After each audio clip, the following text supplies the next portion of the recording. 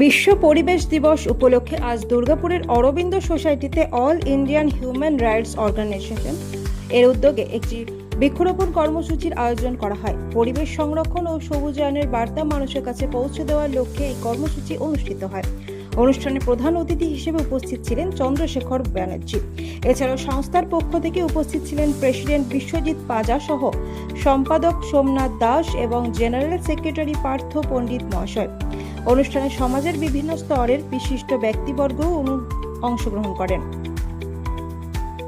এই উপলক্ষে বক্তব্য রাখতে গিয়ে উপস্থিত অতিথিরা পরিবেশ রক্ষায় বৃক্ষরোপণের গুরুত্ব তুলে ধরেন এবং আগামী প্রজন্মের জন্য একটি সবুজ ও সুস্থ পৃথিবী গড়ে তোলার আহ্বান জানান। উল্লেখ্য, অল ইন্ডিয়া হিউম্যান রাইটস অর্গানাইজেশনের শুধু বৃক্ষরোপণই নয়, সমাজের অসহায় ও দুস্থ মানুষের পাশে দাঁড়িয়ে বিভিন্ন মানবিক ও সামাজিক কর্মকাণ্ড পরিচালনা করে আসছে।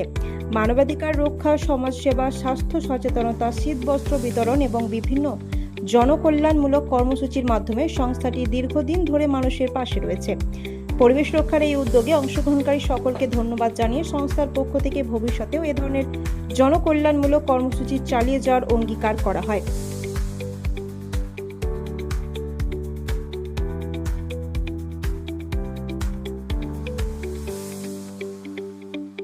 যারা আছেন তারা আশ্রমে ওয়ার্ল্ড এনভায়রনমেন্টের দিন বৃক্ষরোপণের কর্মসূচি রেখেছেন, আমাদের সম্বর্ধিত করলেন।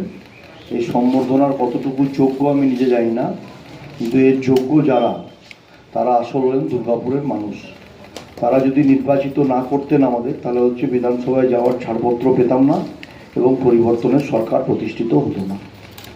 এই আশ্রমের যারা আশ্রমিক, তাদেরকে নতমস্তকে বিনম্র চিত্তে শ্রদ্ধা এবং প্রণাম জানাই, কৃতজ্ঞতা জানাই এই অনুষ্ঠানে আমন্ত্রণ করার জন্য। উপস্থিত আছেন আমাদের মধ্যে মনানিধি আছেন, ঝুমাদিরা আছেন, জেপিএন ওঝাজি আছেন, অরণীবাবু আছেন, আমাদের রতনদা থেকে শুরু করে প্রত্যেককে কৃতজ্ঞতা, শ্রদ্ধা, ধন্যবাদ জ্ঞাপন করছি। দিদিরা যারা স্কুল চালান এখানে, সেই দিদিরা অত্যন্ত দক্ষতার সাথে একটা প্রিপারেটরি স্কুল এখানে প্রিপেয়ার করছেন বাচ্চাদের। তারাও একটা সমাজেরই একটা অঙ্গ হিসাবে গুরুকুলের মতন কাজ করছেন শিক্ষা দেওয়ার। আর এই সাথে অনেকের এই আশ্রমের সাথে ইমোশন জড়িয়ে আছে, যে ইমোশনটাকে বর্ণনা করা খুব চাপের। যার যার কাছে যার নিজের শ্রদ্ধা ভক্তি, সেটাকে কখনো শেয়ার করা যায় না। এটা তার ফিলিংস, আর এটাই থাকা স্বাভাবিক। পন্ডিচেরিতে আমিও নিজে যখন গেছি, আমি আশ্রমে গেছি এবং আশ্রমিক হিসাবে ওখানেই ছিলাম। পাশে একটা খুব সুন্দর, ওনারা সর্বত্র অ্যারেঞ্জমেন্ট করে রাখেন, এত সুন্দর আশ্রমের ব্যবস্থা, সেখানটা দেখিয়ে হলো মোহিত হয়ে যেতে হয়। আর ওখানকার পরিবেশ তো একদম অন্যরকম। এখানেও ওনারা ঠিক একইভাবে আশ্রমটাকে সেই আশ্রমিকদের মতনই করে রেখেছেন। এবং আগামী দিন বিধায়ক হিসাবে নয়, আপনাদের বাড়ির ছেলে হিসাবে যদি কখনো কোনো কাজে আমাকে প্রয়োজন মনে হয় বলবেন। সরকারের সাথে যোগাযোগ সূত্র স্থাপন এবং আশ্রমের কোনো যদি প্রয়োজনে আমি কাজে নিজেকে লাগতে পারি, আমি ধন্য ও গর্বিত মনে করব।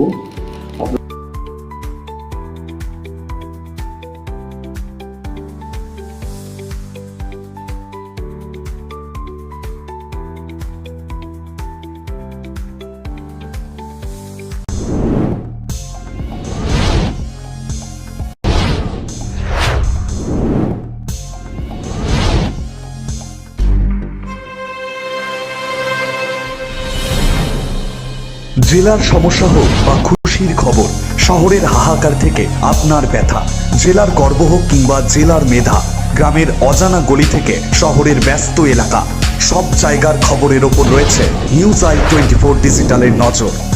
News I 24 digital.